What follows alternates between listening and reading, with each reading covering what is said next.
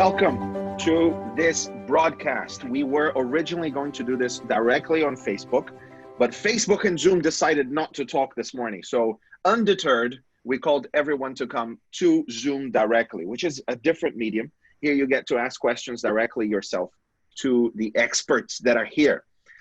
We have been trying to figure out how to live through this pandemic with all of the different suggestions and mandates and proclamations by different health ministries, public health organizations, as well as private ones. And here with us this morning, we are very thankful to have the health ministries team at the Seventh-day Adventist World Church headquarters. So I would like to start by asking Dr. Landless. He's the director of the General Conference, we call it General Conference Health Ministries. How has this week been for you? Because everybody wants to know what to do. This has been, I know you've been very busy this week, so tell us how it's been. Well, it's been an amazing week, Sam, and an amazing few weeks ramping up to it. I was speaking to a colleague who's in healthcare administration and an academic, and they said, well, it's like taking an already overfilled schedule and then pushing the same amount of stuff into that same schedule all over again and trying to do that every day. But it's also been an amazing opportunity and privilege to serve. We are living in an interesting time. This is, as so many of the news media are saying, journalism is stating this, politicians are stating this, that this is an unprecedented time. Things are happening at a pace with a reach which we haven't witnessed before. So it's been a great week. It's been a busy week. And I'm glad that we can spend this time together on a Sunday morning and perhaps a more leisurely approach, provided the technology doesn't let us down. Well, thank you for that. We have with us the rest of your team. I'm going to go to Torben next. Torben, people are confined to their homes. You're a psychiatrist, and they must be going crazy by now, trying to figure out how to live with their own families for such an intense period of time. What are the things that you imagine is happening at home and what they can do to help? Oh, I can imagine many things what's happening at home. I don't know to talk about all of them, but what I think is important to recognize that for some, this may come sort of as like some nice, oh, I get to be at home for some days, get to be with my family, kids, or if you're living alone, some don't have to go to the office. The thing is sort of when we get to do these things by choice, that's something that can be sort of a privilege, enjoyable. Now it's not voluntary. We have to do it. And that makes it a very different kind of situation. And I think sort of it's very important now to try to maintain, despite this very unusual circumstances that we're in, to try to maintain normalcy as much as possible, to continue with good routines, stay in touch with people, whether that's like also people beyond whoever you are confined with. And if you can go outside, like keep doing the normal things. I think that's very important. Excellent. Dr. Katia, there is a lot of misinformation going on. I'm just looking here. There are people that are saying that if you gargle bleach, you're healed. Now, that's very dangerous stuff. What other nonsense have you seen of misinformation that's going on?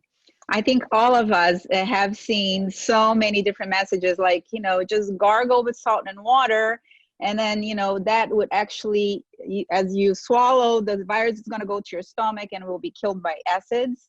That's not, not true. It actually goes to the lungs. And that's where the problem happens.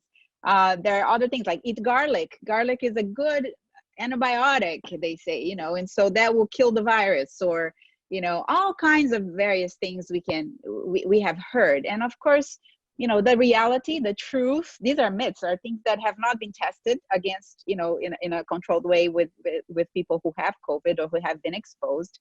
So we really do not know if that is really true. It's true that garlic is a good, perhaps, has some qualities, but it doesn't mean that it will be effective against, the virus. So we have to be very careful. Right now, we don't know any treatments that are effective. They are Dr. doing Landless, testing. you wanted to say something about that specific point. Yeah, just on the garlic, Dr. Katia is absolutely correct, but I think it may help with social distancing. If you eat a lot of garlic, sorry. Can you imagine That's if this right. turns out to be the vampire virus, where garlic does make a difference? No, it doesn't. Not that much. No, it does Dr. not. Katia, please carry on. Yeah, so it's true that we actually do not have anything that right now has been, on a scientific basis proven to be effective against it, other than, these things that we are doing right now. There is no medication. I heard another thing this morning. Somebody said, oh yeah, it's out virally in Brazil, talking about in other countries, I'm sure here too, saying they have approved a medication. It is good. It's 100% works.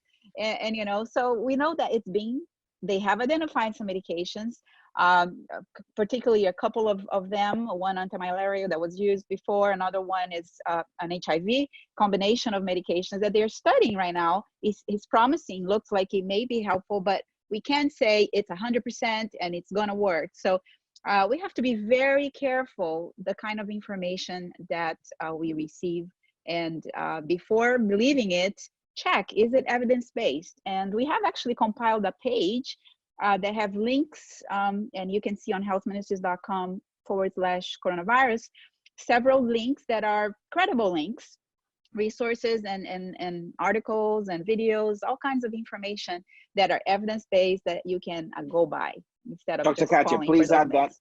Please add that to, there it is. Brent is so efficient. It's brilliant. There it is. Fantastic. healthministries.com/coronavirus. Dr. Zeno, I'm coming to you next. So they tell me that the most sick people on the planet are first-year medicine students, because they're studying the different illnesses and they seem to show symptoms all the time. So there must be people at home that are going through these symptoms. I was in an airport just before the lockdown, and there were about 50 people waiting for this flight, but everyone knew that the virus was dangerous and waiting. And then suddenly a woman sneezed. It was the most incredible event. Everybody was like on edge, and people were putting their shirts over their mouth. It seems that the symptoms of this particular virus are similar to the flu. Tell us about the symptoms, and what if somebody is going through those symptoms, they are at home, what should they do? Tell us more about that. Okay, I'll start off with the various scenarios that people can have to determine or even suspect that they have some risk. And I just talk about 5 things, right, real quickly. Frank exposure. That means that somebody has been exposed to someone who has, positive for the disease. They've spent time with that person. They've had contact with that person. The person may have coughed on them, or they share some space that's together that was unprotected. Okay, so that's frank exposure. Then there's probable exposure. That's, you heard that somebody is positive. That person was in the space where you were, but you haven't really spent any time with them. You may not have had direct contact with them. They may have coughed or something like that. So, the risk is there, right? Then there's possible exposure. Someone in a group or someone associated with you, you hear from a 3rd or 4th or 5th party that this person may be positive or they have some symptoms, and you're not quite sure. And then there are people who have symptoms. That is, they have fever, they have labored breathing, they have a dry cough or something like this that they've read. This is a high risk set of symptoms, but they have no known exposure to anyone else who has said that they had the disease or something like this. And then the 5th group would be healthcare workers who have symptoms that are like a viral infection. And these individuals are very special, because if they were to really be infected, they can then spread it to the multiple people who they'll be taking care of. And of course, they're at high risk of being exposed themselves. So depending on where you are in these various scenarios would mean that you have different ways of looking at the risk that you may have. People who are in long-term care facilities, people who are over age 65, people who have comorbid conditions like hypertension, they also have increased risk, and therefore it bumps up the suspicion that they can have. Now, what to do depends on which of these categories that you're in. But basically, I have just a few ideas that that will help, and anybody else can add in. The first thing is don't panic. Okay, panic, disengages your reasoning from reality. So don't panic. Next is keep calm and wash your hands. Somebody is speaking. Keep calm and wash your hands. Essentially. Yes. Inform your doctor. Now, remember, we're talking to people who might be from all around the world, and all of these things may not be as easy to get done. But inform your doctor or healthcare worker or clinic that's assigned for your area, and act accordingly. As you have good information, you act according to that information. You take care of yourself. You don't spread the disease, right? And that's where social isolation and hand washing and these modalities work. And use the available resources that you have. That might be either physical resources, keep your mental health, keep your sense of humor still, even though this is a serious situation. Social contact with people through different kinds of media, and of course your spiritual connection. Don't forget to feed your spiritual life. Now, some of the experiences that I had, well, right now I'm in self-confinement or self-quarantine because I happen to pass through Frankfurt and Vienna. And so when I came into the country, I was told that this put me at risk, and therefore I have to be self-quarantined, and that's what I'm doing. But my work with this, when I was in Mexico and the H1N1 virus was going through its phases, we had a very robust response to it, and I was part of the team that helped in the mitigation in our local community. So this we can get through, God willing, but we have to stay calm, and the things that I recommended just now are things that I think can follow. Excellent. Katia. Yeah, I think what Dr. Zeno mentioned right now, it's so important. And I have seen a lot of people sometimes get confused. What is self-quarantine? Should I isolate? What is isolation? Versus some people are saying that I just need to be monitored. And I think it's important, as what he just shared now about the different kinds of exposure. There are, at least we are in the US and the language is used here, and I think in most of the world it's very similar, maybe 3 or 4 types of categories of what you need to do. The first one, which he mentioned, if you don't have any symptoms, maybe you were exposed, it's a probable exposure.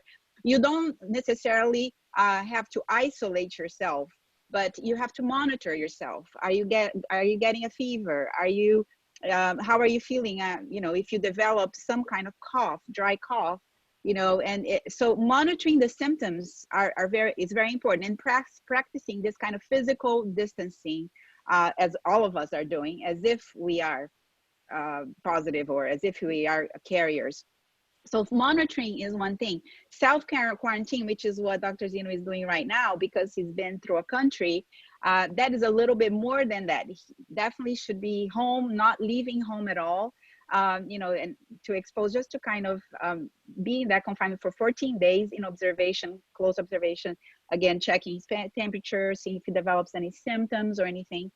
And then you come to the more of the isolation, kind of self-isolation. These are people who have been tested positive, who are having the symptoms, definitely the dry cough and, the fever. And by the way, not everybody is going to have a dry cough. Not everybody is going to have a fever. We saw that in the China data, 1/3 of the patients going to the hospitals did not have a fever. So, but basically, these are the most common symptoms. They may even have some shortness of breath. So those people, they need to be self-isolate. What does that mean? That means being confined to primarily a room, not sleeping with your husband, wife, or other people in the room, using a mask inside the house if they're going to go to the kitchen, other places, so that they don't contaminate others. And the others in the house, should then be self-quarantine, meaning they're being exposed directly to that person. So they should care to monitor themselves and do all those kinds of things. So it's important for us to kind of understand the different terminology. Okay. Sometimes Excellent. people don't know. Thank you. So Dr. Landless, let's explore this a little bit further. I saw a video yesterday where somebody came to this gentleman. It was a funny video. And they said to this gentleman, what do you prefer? You know, if you suspect you have the virus, what would you prefer? Option A, quarantine with your wife and children. Option B, and the guy immediately said, B. I want B. And there is this idea that once you are at home and everybody else at home is at risk, because that's where you're there is a possibility that the virus stays alive in the air for a few hours. I've read that in Boston, I think you mentioned, Dr. Landless, that in one event in Boston was responsible for a lot of the cases, even with people that did not. Tell us more about that. Well, it's a phenomenon which is not really very carefully and clearly understood, but super spread is a phenomenon which occurs with infectious disease. And as you mentioned, in Boston, a large number of the cases were traced back to one specific conference. And people may say, well, we don't really understand it, but if you logically think about it, in a conference setting, people are together, they congregate around food, they congregate around water, they are talking, they shake hands, they do all the inappropriate things that we were doing before. And, when Zeno was talking about his experience, one of the things he definitely, I'm sure, is not doing is he's not spending a lot of time looking after grandpa because of the vulnerability of the people with whom we come in contact. So to come back to your point, what happened with that conference and what happens with us, we need to be very careful about how we relate. And the social distancing, and we joke about garlic and so on, but I think Katia brought out the very nice distinctions between the various situations we face. But in prevention, we should on a daily basis, and as I look around this panel on and off, and Sam, you've just done it right now, you were touching your face. Yeah. One of the things we do a lot, we meet people, we shake hands and so on, and then we sit in meetings like this, and we rub our eyes, and we do all those things. So what are the things that we should be doing? We should be looking at keeping the social distance, 2 meters they're talking about, 6 feet. It's difficult to do that always, but we need to be conscious of it and to give people what I like to call personal space. I don't know if you know people who do this to you sometimes, but they get so close to you that you almost try and, exactly, and you're going further back until you're almost going through the wall. But so social distancing is very important, and to do it obviously appropriately. And then the hand washing, people are saying, well, why don't we do this all the time? Exactly. Why don't we do it all the time? In hospital settings, one of the most difficult things to do is to get healthcare professionals to 100% of hand washing. And when you get them to 100% of hand washing, every staff member doing it at the appropriate times, you start seeing this decrease in cross infections and all that sort of problem. So your safety begins to improve immediately. So what is being done here is it's not a draconian thing when you tell people to wash hands, when I tell myself to wash hands, and I do it and I sing happy birthday to myself. And so far, I'm probably as old as Methuselah from singing happy birthday so many times. But, we've got to do the appropriate hand washing. And then, to remember that when we are not well, Zeno pointed this out so carefully, that when you're not well, find out what's going on. Stay away from people. Don't share the joy. We have this sort of determination that come what may, we're going to be with people and we're going to be doing the things we need to do. Especially we are going to go to work, even if it kills me. Well, if it kills me, it's bad enough, but it kills my colleagues, then it's not so good. So to just emphasize those things, and we could talk about, and the other colleagues have many more things to add. Excellent. To that. I want to go to Torben, especially to talk about the emotional impact of this and some of the behavioral impact of this. So it's very common for people that are now forced to be at home to throw themselves into addictions of different kinds. And this will lower the immune system. It will be bad for them. It will make them more vulnerable. What are the things that usually you can expect people to start doing, such as, maybe Netflix or social media, too much of it, or even news binging, or pornography, or other things that they may inadvertently throw themselves toward now that their routine has been totally shifted? So, and what can they do to stop that? So please. Well, I think you mentioned many of the common things that people may engage in, and may do it for various reasons. Like addictions often is some kind of escape from some other kind of problem. So when we are in this situation with fear, uncertainty, so it may be easy to just run away into the things that you mentioned. What I think is important to be very intentional now about filling the days, filling life with positive content, healthy content, instead of just doing whatever our impulse says that we should do. And these are the basic guidelines that we have for good health. Eating properly, keeping meal times, sleeping properly, going to bed at night at an appropriate time, getting up in the morning, not staying in bed all day, watching television or Netflix, or being on Facebook, or all kinds of news outlets with all kinds of speculative theories about what's going on. And then if you have, again, the option to get out, get some sunshine, get some fresh air, if that's allowed in the area where you are, getting some exercise, very, very important. So all these things that we should do every day, in a way. Like, this is a good time, like many of us will have a bit more time on our hands. So it will show, like, whatever we choose to do at that time, it shows something interesting. If we just end up watching Netflix or social media or pornography or whatever, it shows that there's an underlying problem in our lives that we need to deal with. And I think that this is one of the interesting things, if we're going to look at the opportunities this presents us with, is that this time may be somewhat a timeout for ourselves and for the world, where some things become clear that we, in the hurriedness and rush of everyday life, maybe we're not quite aware of.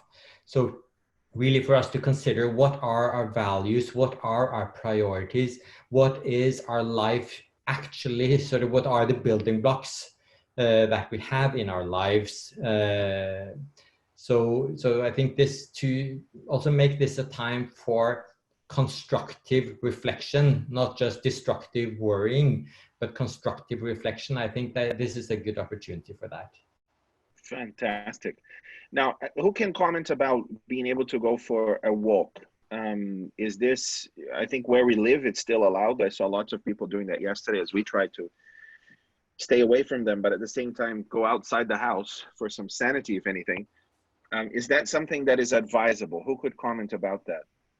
Let me see. I'd be happy to, or Peter. Well, just one very brief one, then Katia, by all means. I went walking yesterday afternoon. I did 10,000 steps. I'm telling you my good work so that you know them. And it's very interesting. In the place I walk in a memorial park, which is a beautiful one, and it's big, and there's lots of place to walk. Normally I see many people there visiting graves, some walking. I saw 2 people yesterday. It was interesting. Yesterday afternoon, about 3:30, it was very quiet. Is it safe to do it? Absolutely, it's safe to do it, provided we keep our social distancing. We don't go as a team to do it. We go and we do the appropriate exercise, but we should exercise often. Katia. Yeah, I was going to say, I completely agree with what you just said. We do have to be careful thinking where we're going. I've been debating whether or not to go downtown for the cherry blossoms, because we are right now in that beautiful season here. They're at peak, they're beautiful. And there are less people probably going. But, you know, as it turns out, there's still a lot of people down there. So, you know, having to make that judgment, where do I go? Am I going to be adding to the potential exposure by going to a place, you know, even though there may be some more than 6 feet apart from people, but it's probably better to go to a place where it's much less people around, it's more nature. But yes, we need the fresh air. We need the sunlight, you know, we need some of those, looking at the beautiful flowers. All of that can make a difference for our health, but with good judgment.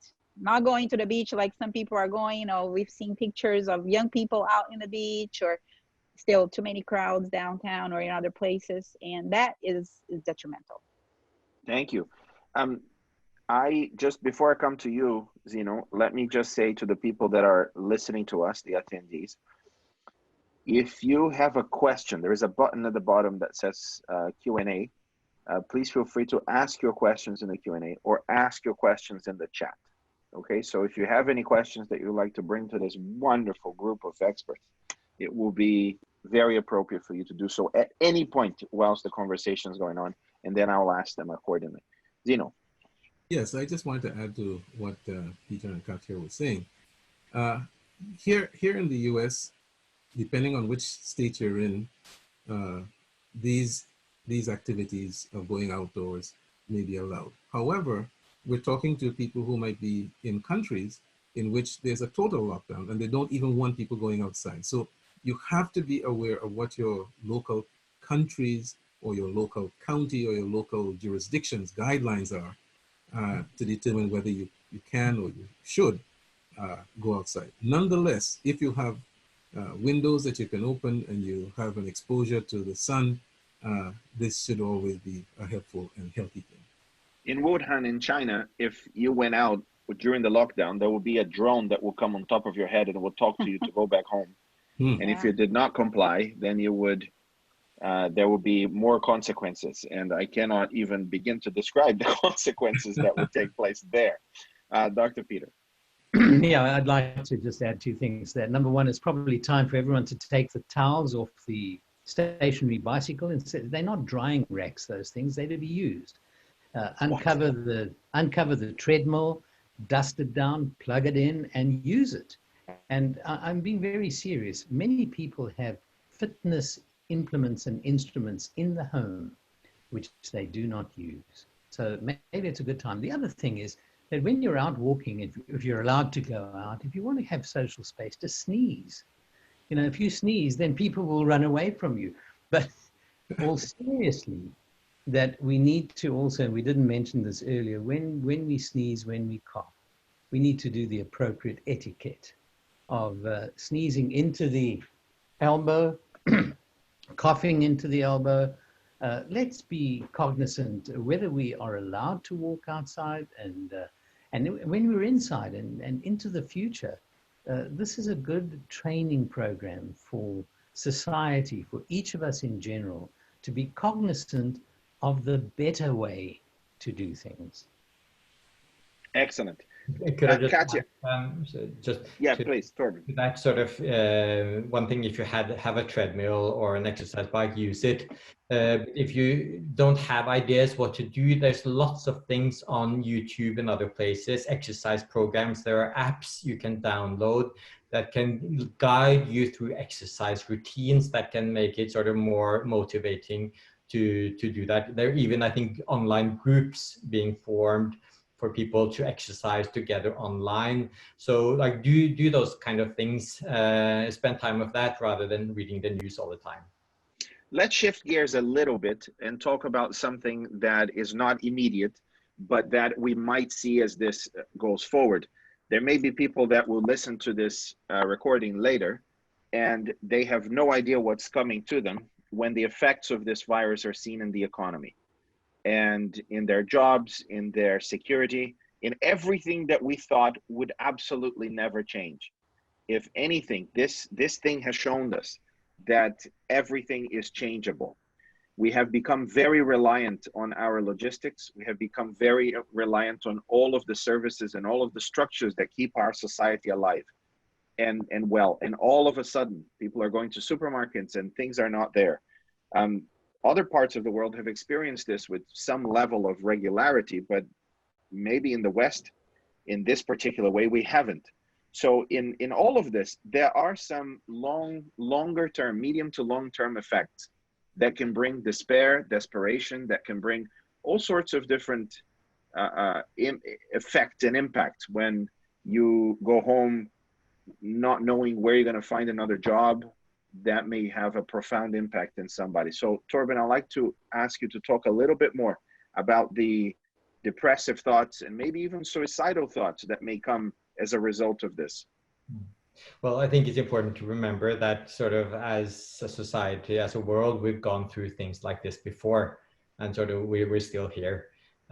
So like this too will pass. We don't know how long it will take, but we will get through this. We don't know the full scope of the consequences, but sort of we will get through this, and it's important to remind oneself of that frequently, I think.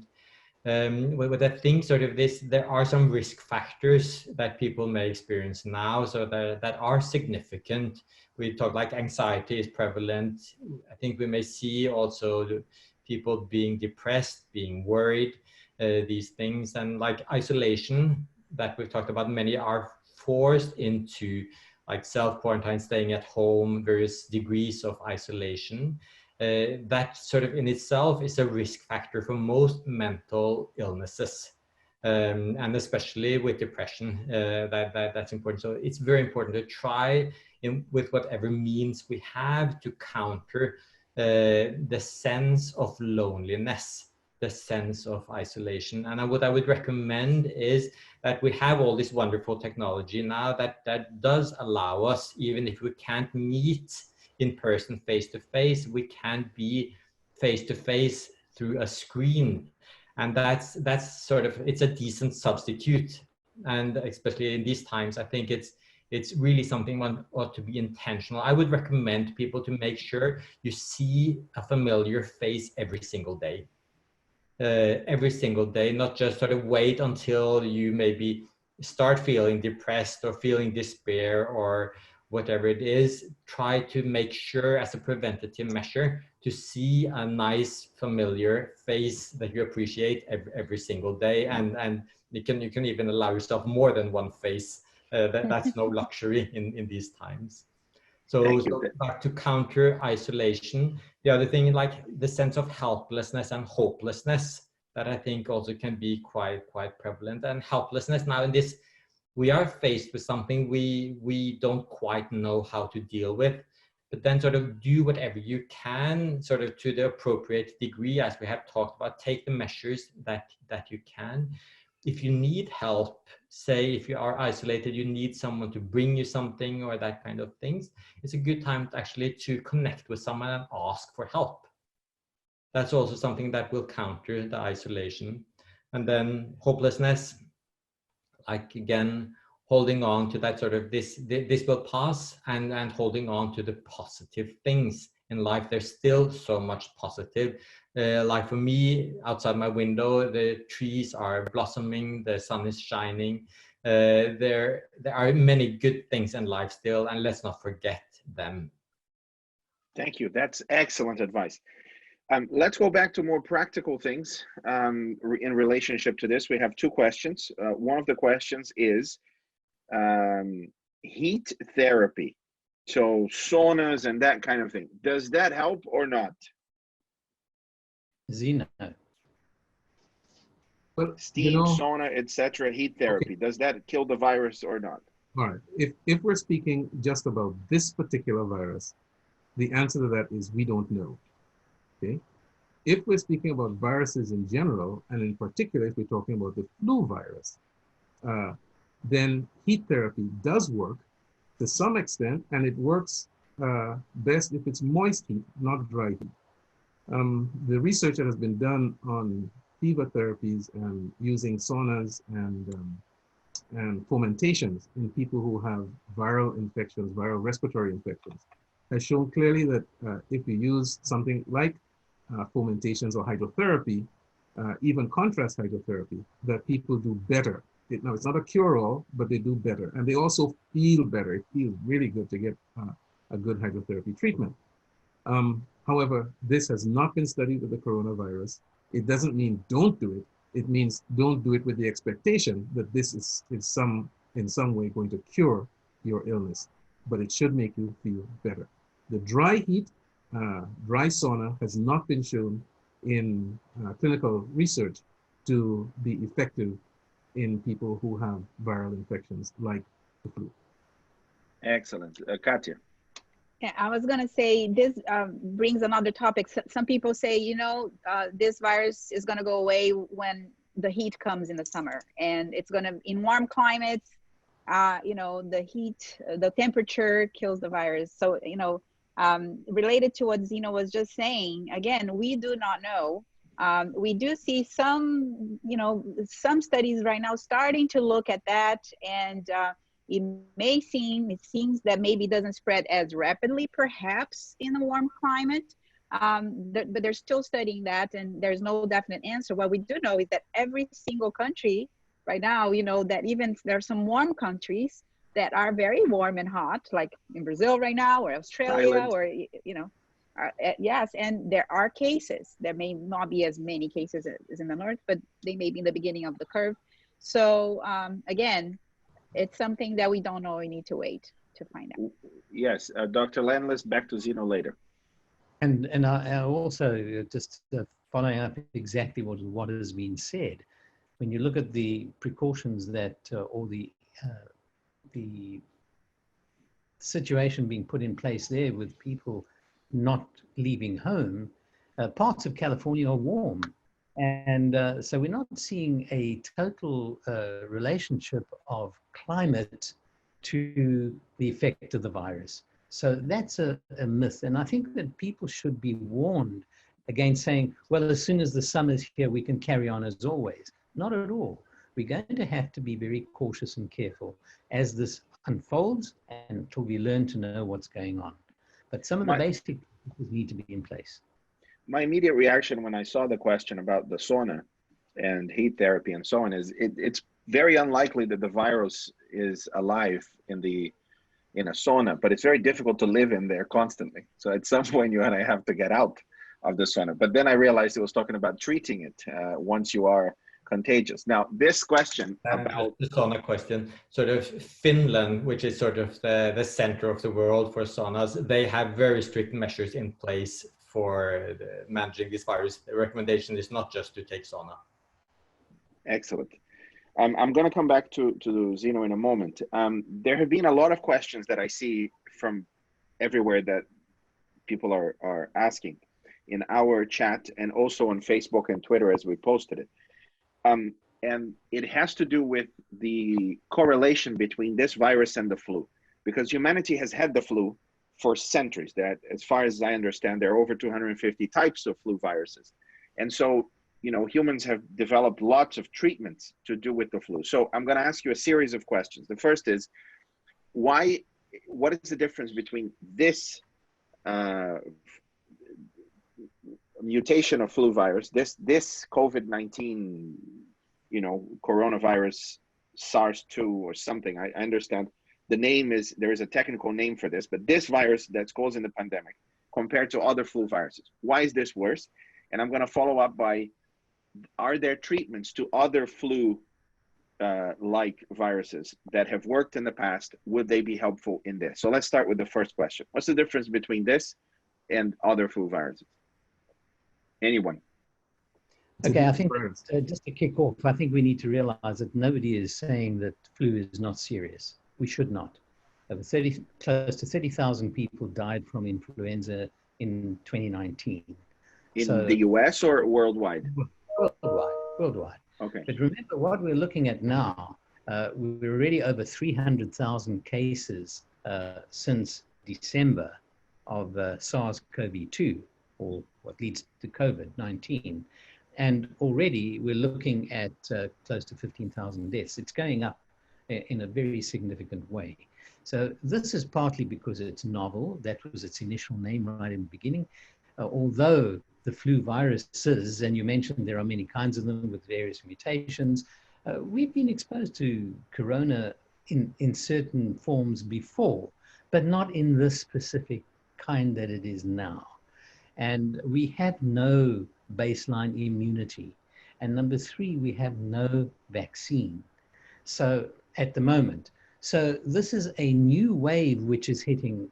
And I think it's not only spurious, it's dangerous for people to say, oh, there's a lot of hype. This is, we're just taking this out of context. Well, look at what is happening and how many people are dying from this. And not only dying, but the morbidity, the sickness that comes with it. So this needs to be taken seriously. And I know that each of the panelists and my colleagues have a lot to add on this. So I'm not going to just finish off what I'm saying. I'd like them to continue. But what I would like the message to get across very clearly is that it's serious. And yes, one of the things that does help with the influenza is that there is a proportion of the population which takes influenza vaccine, and there's a portion that doesn't. I think that the vaccines have made unquestionably a different outcomes, and the different to outcomes in influenza has been particularly in the most vulnerable groups, those at the extreme of ages, and those with other illnesses, heart failure, lung diseases, immune compromisation. So there are a lot of points that we need to take very seriously. And the message that I really would love us to get across is that this is not something we should say is to take lightly. We must be focused on the way we address this. Excellent. Zeno and then Katia. Yes, to add to what Peter was saying, and thanks, Peter, for giving a broad overview of the idea. The thing is that the viruses themselves are different, okay? And that is, it's just because it's a virus that it has to be in a certain way. And that's what sometimes in the public people don't understand. It's a specific kind of virus. And as Peter was pointing out, this is a novel virus. We have not seen this particular strain of this particular virus before. Now, coronavirus is a common cause of the common cold, but not this particular virus. Additionally, if we compare this with the flu, which is the influenza virus, they're from two different classes of viruses, and the infectivity of the influenza virus, for every 1,000 people or so, we have 1 or 2 who will die. Whereas with this one, so far, we're seeing about 20 times the amount of people who will die if they're infected with it. So as the numbers increase in people who are infected, it means that the numbers of people who will die from this will also increase. The difference as well is with regard to not just prevention with vaccines, but we have treatments that are effective with influenza. We don't have any treatments at this point that have been proven to be effective with the novel coronavirus. Let me go to Katia and then Torben. Katia, yeah. we have lots of different from essential oils to propolis to all of these natural remedies that can they help with some of the side effects, symptoms, not symptoms, some of the what people go through as they have this virus. I don't think we can expect them to be cured from those things, but can it help? Yeah. Before I answer that, let me just make a comment Please. On the previous. Another big difference between the flu and why we're doing these measures with this particular flu, besides everything that Zeno and Peter mentioned, is that it's very important that we slow down the number of people that get infected at once quickly, so that we don't put a burden on the healthcare system. So some people are saying, why are we doing all these things? We don't do this for the flu, and it does, it also kills a lot of people. It's important for us to understand that part of all these measures is to make sure that people don't get sick all at once in a period of a few weeks, and then we burden the healthcare systems not being able to treat the severe and the critical cases, which may need a ventilator, an ICU bed. And that's why it's so important for us to do all these things. And these are effective. We've seen in China, we've seen in other countries. I saw a video of Portugal where nobody's out. It's like nobody in the streets, and they have very small number compared to some of the other countries surrounding that area. So it's important for us to remember it's not just about whether we'll get it. Many of us will end up eventually probably getting coronavirus, but we want to slow down so that not everybody gets it within a month period, but maybe throughout the next few months. But get back to your question on the oils, as Zeno just mentioned, there have been no studies with any treatments that have been proven to be effective at this point. No, we have not studied oils. We have not studied any of these things with, sometimes people may say, oh, it was helpful with this or that. There are no good control studies that are looking at those things as effective. So we do not know, right? So we have to be very careful. I've heard somebody say, oh, all you need to do is do all the natural remedies, the 8 laws of health, and you are protected. You don't need to worry about it. It's better than vaccines. And so we need to be very careful with that thinking. Yes, it's important to do all these things, but we need to be able to wait, find out more about this current virus, what is really effective in terms of treatment. And if a vaccine does come out, which hopefully will in the next 12 to 18 months, we should be encouraged to take the vaccine as a protection, an added protection as well. Everyone should take it? Roxanne is asking, that's one of the questions, and then we're going to go back to masks. Everyone. I think that, sorry to with such emphasis come into that. And I think it needs to be understood, there's a concern in the minds of many and who have been asking questions about this. Is the vaccine not more harmful? Shouldn't I just take my chances? When a vaccine is released, it's been tested. So when a vaccine is tested and shown to be effective, then it should be used across the board for which it is recommended. So in other words, there may be age restrictions, there may be some restrictions which would be put in place with the use of the vaccine. But the encouragement should be, and thank you, Katia, for your strong support. It should be to everyone who's eligible to have it, and they need to use it. Because I think that's one of the ways, if we look at what has changed longevity in the society in which we live, living longer, it's been sanitation, clean water, and also the immunization, which has actually eliminated certain diseases. And so we need to be responsible on how we work with this and promote it appropriately, and be careful not to stop people getting a useful tool in prevention, which can save thousands, hundreds of thousands, millions of lives in the long term. Thank you for that, Dr. Landless. Excellent. Let's go to Torben and Zeno, please. Yes, just like we are referencing the flu and just sort of the numbers on that, and a comment. Like for the US, the CDC estimates that 12 to 61,000 deaths from the flu every year. Globally, the World Health Organization has used the number 250 to 500,000 globally. And there's new research that seems like it's more like 300 to 600,000. So of course, these are big numbers, and we're not there yet with the coronavirus, and we don't even know if we get there. We don't know if we'll get beyond that.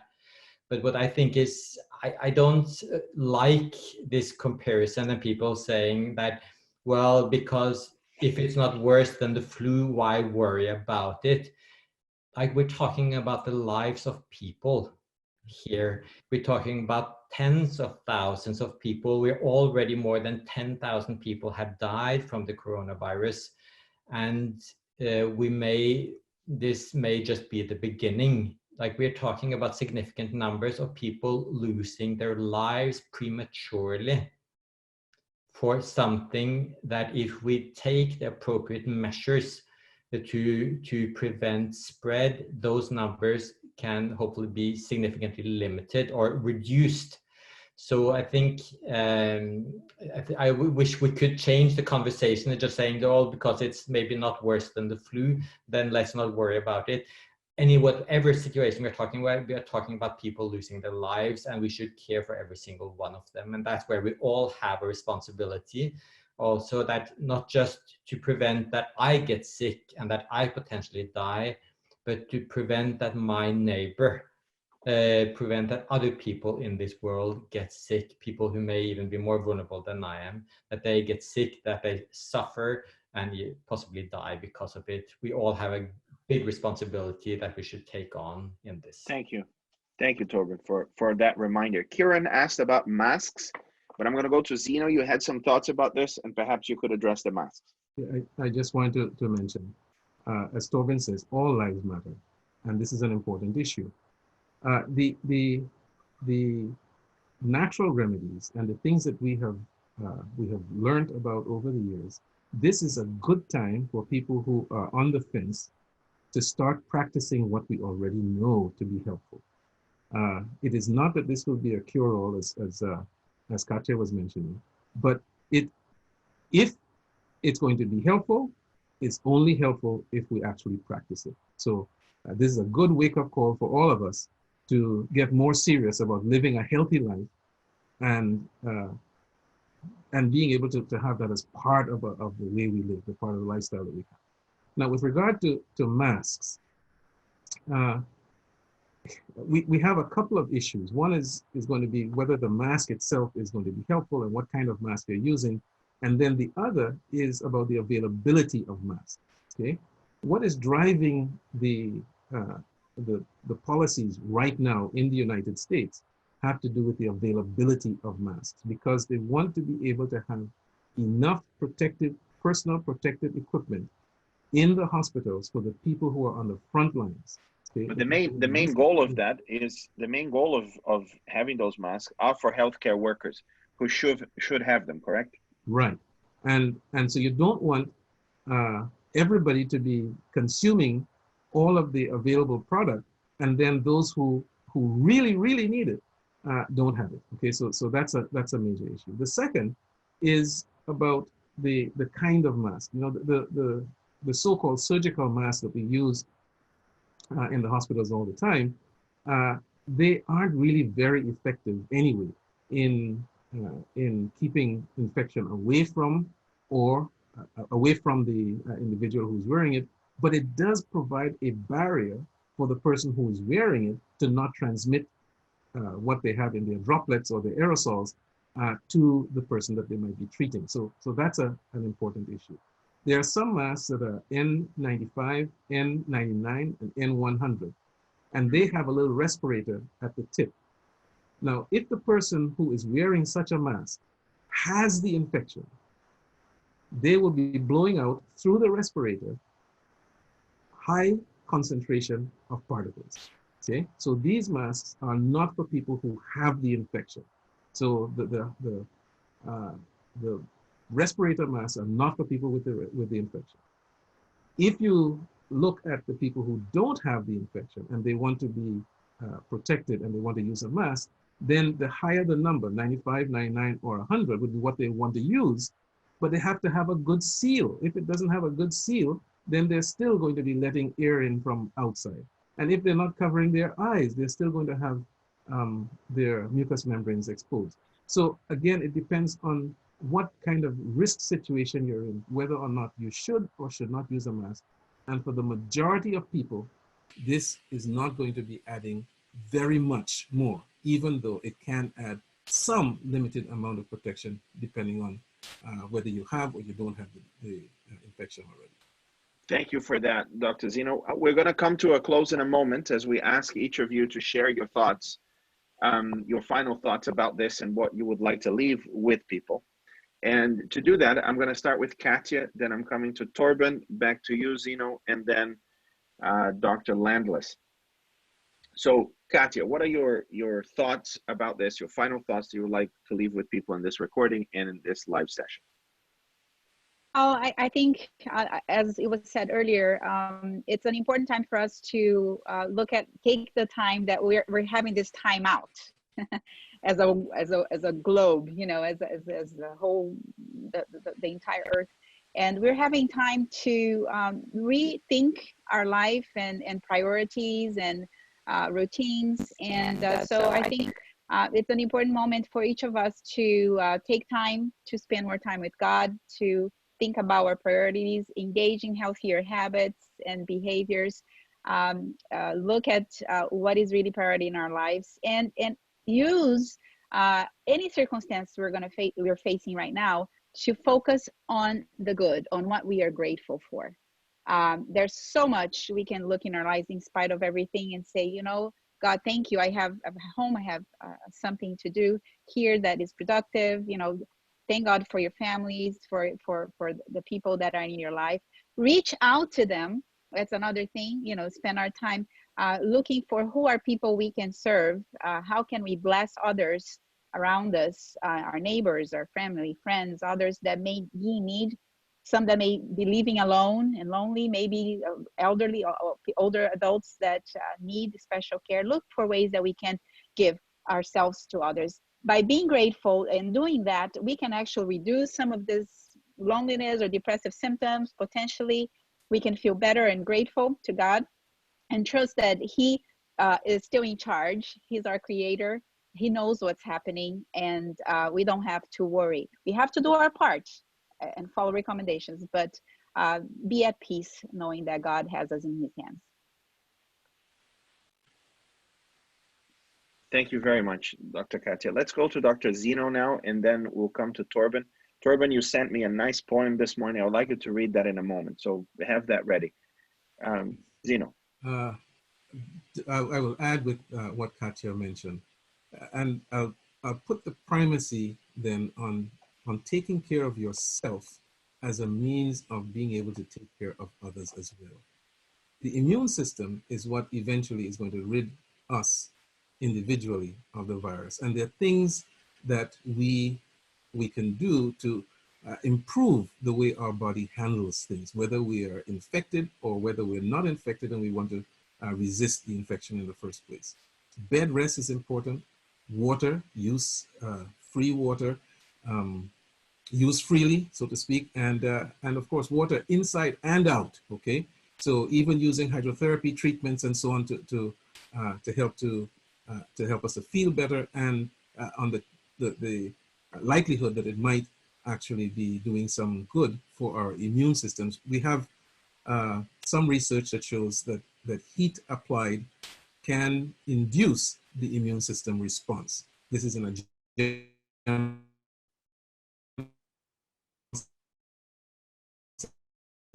necessary this virus, but this is something that we could do.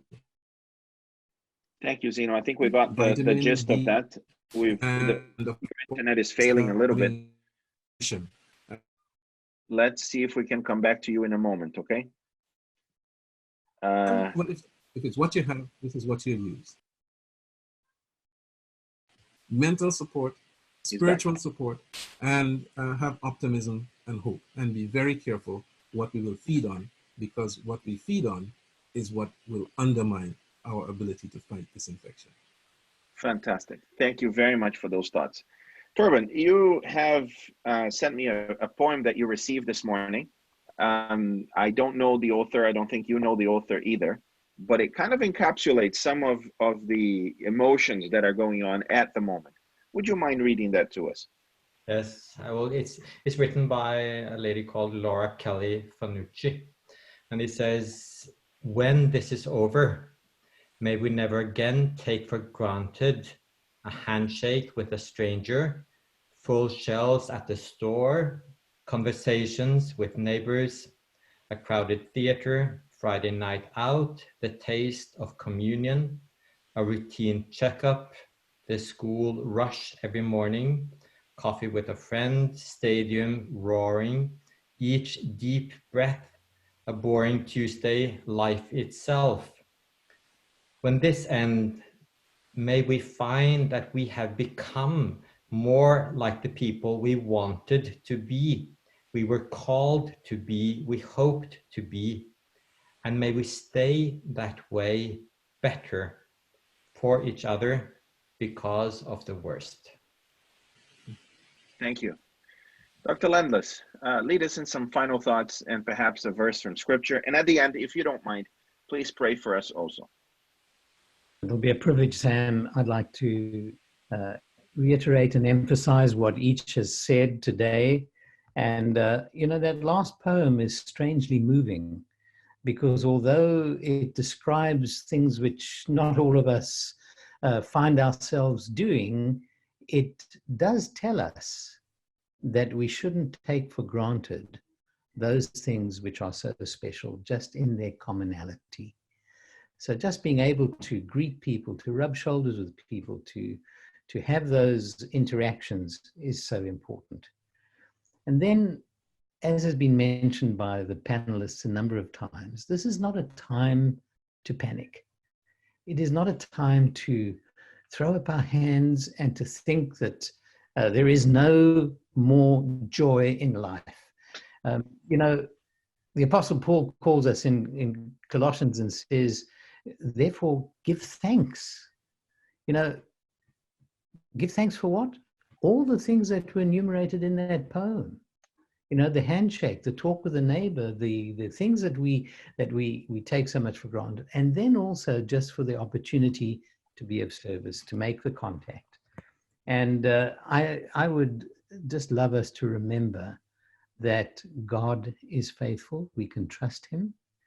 And why do we say that? Because as I know in the group that's around this particular conversation, we have seen that in our own lives as far as his work is concerned. And in Isaiah 26, verse 3 and 4, and as Torben and others have mentioned and emphasized the mental and emotional well-being component, it says, you will keep in perfect peace him whose mind is steadfast because he trusts in you. Trust in the Lord forever, for the Lord is the rock eternal. And so we need, at a time like this, we need an anchor. And I believe that we have one. And as we move forward together, and it was brought out as well, what are we doing in this time that we have? Each panelist has brought out the thought that it's not only having the downtime, as it were, at times, what do we do with it? So in that time, we can focus on that connection with each other, make the phone call, send the email, send the text, and connection with God. Let's pray. Father, at times like this, we sense and understand our humanity and our weakness even more than ever before, our vulnerability. Help us to remember that amidst all of this, we have hope, because you have promised never to leave us nor to forsake us. We also know that in this life, one of the guarantees is that if you should tarry, is that we will die. But you have promised to be with us through that too. And in that, we also have the assurance that one day again, we will meet each other after that event.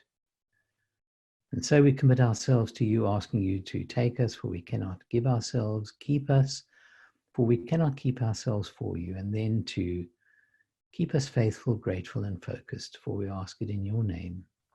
Amen.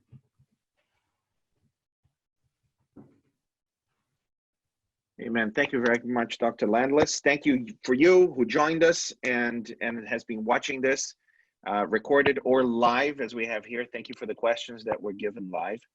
We are starting this series called Dear Doctor, and it is a series that will take at least once a week. We will have a chat with a health professional who can help in this moment where we're going through the unprecedented pandemic. No one really remembers any time in their lives where anything close to this has happened. And we want you to know that we are praying for you. We ask that you pray for us, and that together we may go through this as we wait for the day when Jesus returns and all pandemics will be done with and this earth will be recreated. Thank you for watching, and until the next Dear Doctor, I'll see you then.